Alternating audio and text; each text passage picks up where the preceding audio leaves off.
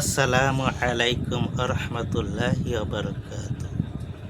সম্মানিত মহতারম, গুনাহগার ব্যক্তি গুনাহ করতে করতে পরিস্থিতি এমন পর্যায়ে দাঁড়ায় যে তার নিকট বড় গুনাহ ছোট মনে হয়।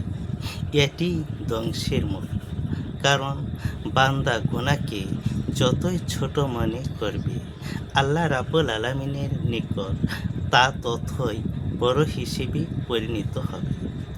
আব্দুল্লাহ বিন মাসুদ রাদিয়াল্লাহু তাআলা আনহু বলেন, নিশ্চয়ই মুমিন গুনাহকে এমন মনে করে যেন সে পাহাড়ের নিচে ভয় পাচ্ছে, পাহাড়টি কখন যে তার মাথার উপর ভেঙে পড়ে।